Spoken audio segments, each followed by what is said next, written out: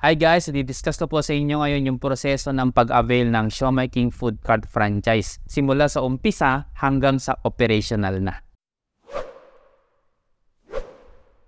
So number one na i-consider mo muna ay kung saan mo siya itatayo, saan yung pwesto mo. Meron ka na bang pwesto na nahanap? Or kung wala pa, huwag kang mag-alala kasi meron pong pre-approve na ng mga locations na ibibigay ng ating company na Siomai King at mamimili ka na lang doon. If ever man na wala kang mapili sa listahan ng mga available locations, ang unang mong gagawin muna ay maghanap ng location kung saan yung lugar na gusto mong pagtayuan ng iyong Siomai King Food Cart. Kapag may nahanap ka na, ipapa-ocular po natin yan. Ibig sabihin, isasubmit po natin sa ating franchising department yung location, mga pictures ng location mo at yung mga katabing establishment para ma-check kung kikita ba yung Siomai King Food Cart mo kapag magtatayo ka dyan sa lugar na yan. At kapag na-approve na yung ocular, that's the time na magbabayad ka na sa office ng franchise fee. Ang franchise fee po natin ay 288,888 pesos.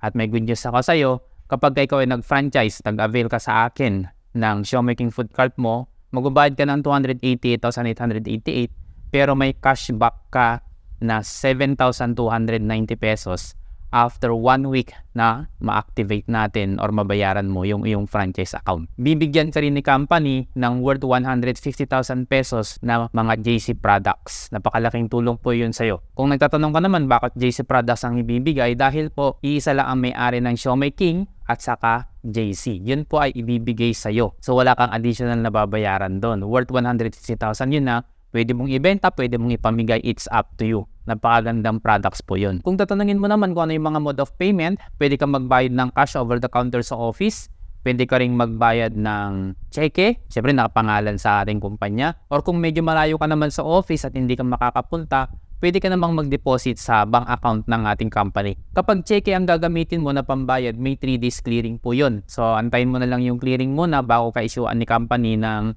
resibo at saka yung mga JC products na ibibigay sa'yo. Okay, so after po ng payment mo, dun na po tatakbo yung 45 to 60 days na pag-aantay para sa delivery ng iyong Siomai King Food Cart. So bakit medyo matagal? Bakit abutin ng 45 to 60 days? Kasi po gagawin yung food cart mo na as in bagong-bago talaga. Yung mga materyales na gagamitin, lahat bago po yun. Kaya tumatagal po ng ganun. And kapag malapit na yung delivery, 1 week before ng delivery, sasabihan ka ng ating opisina, ng ating franchising department na mag-a-undergo ka na ng training. Doon sa training na yon, ituturo sa iyo at saka isa sa mga crew mo kung paano mag-handle ng ating mga food products ng mga siomai.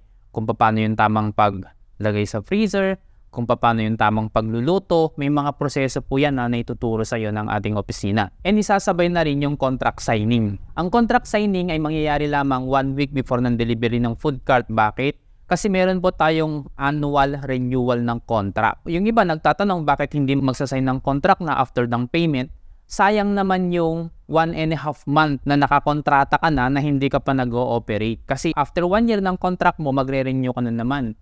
So sayang din naman yung 1.5 month na contracted ka na pero hindi ka pa operational. Kaya ginagawa po natin na 1 week before ng delivery ng food cart. Right after the training, pwede ka na rin mag-order ng iyong initial stocks. 15,000 pesos po yung initial stocks. And kung tatanungin mo naman sa akin kung magkano ba yung renta ng pwesto na paglalagyan mo ng food cart, iba-iba po. Depende po yan sa location. Kung sa loob ng mall, SM, Pure Gold, mga ganyan, nasa 15,000 to 30,000 po yun. Kapag ka-outside mall naman, mga 10 to 20,000 pesos po.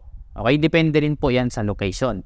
And karamihan ng mga nagpaparenta, ang hinihingi po sa magre-rent is 2 months advance and 1 month deposit. Sometimes yung iba, mga 3 months advance, 1 month deposit, mga ganun. Depende po dun sa magpaparenta. So ikaw na po yung makikipag-usap doon sa leasing officer nung re-rentahan mo na pwesto. And bago ka mag-operate, kailangan mong bumili ng freezer na at least 7 cubic feet. Para doon may lalagay yung mga frozen na siomai kapag dineliver na sa'yo. Yung delivery naman, kapag nasa Metro Manila, twice a week. Pagka provincial, mga once a week or depende po sa dalas ng pag-o-order mo. Kung hindi makakaabot yung truck ng ating Siomai King na magde-deliver sa iyong lugar, i-arrange po yan sa bus. Kung ikaw naman ay nasa Visayas or sa Mindanao, via eroplano po. Paano yung shipping fee? Ikaw po yung sasagot ng shipping fee, pero huwag kang mag-alala kasi naisama naman na po yan sa costing. And malalaman mo rin yung costing doon sa training kapag umattend ka pa ng training before ng iyong food cart opening. Mga ilang tao ang kakailanganin. Siguro pwede na yung isa muna kapag ka medyo malakas na sa kuha ng dalawa. Saan yung may pinakamagandang lugar na pagtayuan ng food cart? Basta matataong lugar. Pero bali-balita ko sa mga existing na franchisee po natin, meron sa kanila yung nagtayo ng food cart sa malapit sa mga call centers. And pagka call center pinag-uusapan, 24 hours po yan. Kaya nag-ooperate sila ng 24 hours. Meron silang 3 tao na nagsasalit-salitan kaya ang laki ng income nila. Kung meron kang mahanap na pwesto na malapit sa call center, pwedeng-pwede po yun. Na wala pang Siomai King na malapit sa lugar, pwedeng-pwede po yun. So gaano naman kalayo ang pwedeng i-approve doon sa existing na Siomai King food cart na 2 kilometer po ang layo. Okay? 2 kilometer radius. Yun po ang layo para ma-approve ka doon sa location mo. Sa isang mall, kapag kami Siomai na nandoon, kahit hindi Siomai King, basta Siomai, yung mga ibang malls, hindi na po nila pinapayagan na dalawang brand ng Siomai yun na sa loob ng mall nila. So, pwede mo i-consider yung ibang brand po natin, kagaya ng Potato King o kaya Noodle House. Okay? Kung gusto mo naman magbenta ng Siopaw the King, ang maganda yan, pag Siomai King ang kinuha mo, pwede mo pong i-add on yung Siopaw the King doon sa food cart mo. Hindi ka na magbabayad ng additional na 288,888 para sa Siopaw the King. Magbabayad ka na lang ng 15,000 pesos para sa warmer ng siopaw at pwede ka nang magbenta ng ating Siopaw the King. O diba?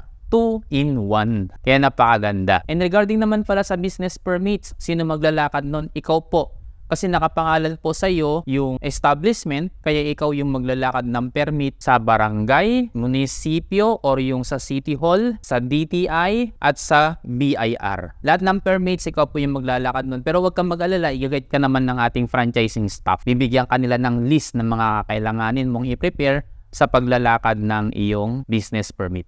So, huwag ka mag-alala, kahit baguhan ka lang sa pagninegosyo, hindi ka mangangapa sa dilim kasi i-a-assist ka namin. I-a-assist kita at i-assist ka rin ng ating mga company staff. And kung may mga iba pang katanungan ka pa na hindi ko nabanggit dito sa aking video, pwede mo po akong i-message sa aking Facebook account, Albert Significant. Nakikita mo po dito sa video na ito yung Facebook name ko. I-search mo lamang po yan, tapos i-message mo po ako para ma-assist kita kung may mga iba ka pang katanungan regarding po sa Siomai King Food Cart Franchise. Kung wala ka pa namang 288,888 sa ngayon pero gusto mo na magsimula ng negosyo, meron din po akong pwedeng i-offer sa iyo. Yun po yung online and community franchise ng Siomai King. Siomai King din po ito. Wala ka lang food cart pero pwede ka na magbenta ng mga Siomai King products at lahat ng food products ng House of Franchise. 17,888 lang ang kailangan mong puhunan para makapag-franchise ka ng online and community franchise ng Siomai King. I-message mo na ako sa aking Facebook account para ma-assist na kita.